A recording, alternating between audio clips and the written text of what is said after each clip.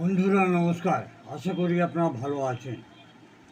আজকে আমি কথা বলবো, আপনি কি কানে কম শোনেন? বারে বারে লোককে একটা কথা বারে বারে বলতে হয়, এটাকে কখনো এড়িয়ে যাবেন না। এর জন্য আপনি ইমিডিয়েট ডাক্তারের সঙ্গে সম্পর্ক করুন, কিংবা হসপিটালের সম্পর্ক করুন, কিংবা আপনার কাছাকাছি যদি কোনো হোমিওপ্যাথিক ডাক্তার থাকেন তাদের সঙ্গে সম্পর্ক করুন। কানে কোনো কম শোনাটা অনেক কারণ হতে পারে, যেরকম বয়স বাড়া, কানের মধ্যে ময়লা, বারে বারে কানের মধ্যে ইনফেকশন এবং খুব তেজ আওয়াজ। কানের নার্ভগুলো সমস্যা হতে পারে। হোমিওপ্যাথিতে এই সবের জন্য খুব ভালো ভালো ওষুধ আছে। যদি আপনাদের বিশ্বাস থাকে, আপনারা ইমিডিয়েট হোমিওপ্যাথি ডাক্তারকে সম্পর্ক করুন।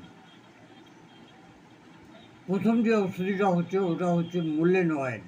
মুলেন অয়েলটাকে আপনারা সকাল বিকাল দুপুর 3 বার কানে এক ফোঁটা করে দেবেন।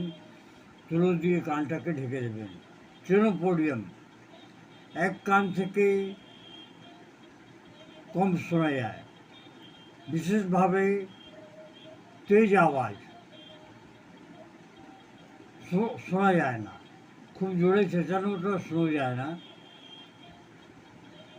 ক্যালিমিউর, কান বন্ধ হওয়ার মতন মনে হয়, মধ্য কানের মধ্যে ক্যাটরা,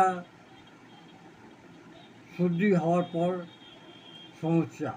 গ্রেফাইটিস, কান থেকে স্রাব বেরোনো, পুঁজ বেরোনো এবং পুঁজটা চিপচিপে হয়। হাতে ধরলে হাতটা একটা আঙুল দুটো আঙুলের সঙ্গে সেরে যায় এবং কান থেকে কম শোনা যায়। লাইকোপোডিয়াম, লাইকোপোডিয়াম হতে ডান কায়ে ওষুধে টিনিটাস, কানের মধ্যে ভোঁ কিংবা সিটির মতন আওয়াজ, এরকম আওয়াজ হতে থাকে। ফসফরাস, নার্ভের কমজোরি, কান থেকে কম শোনা, ক্ষমতাটা কম। সাইলিশিয়া, পুরো কানের ইনফেকশন,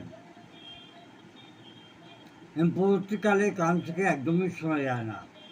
মনে রাখবেন, যদি কান থেকে কম শোনা হয়, কানের মধ্যে তেজ ব্যথা হয়, চক্কর আসে, কিংবা কান থেকে রক্ত কিংবা পুঁজ বেরোয়, তাহলে ইমিডিয়েট ডাক্তারকে সম্পর্ক করুন এবং মুলেন অয়েলটা দিতে ভুলবেন না যদি আপনার সেরকম অবস্থা না থাকে। ধন্যবাদ। Long live homeopathy, long live Hahnemann.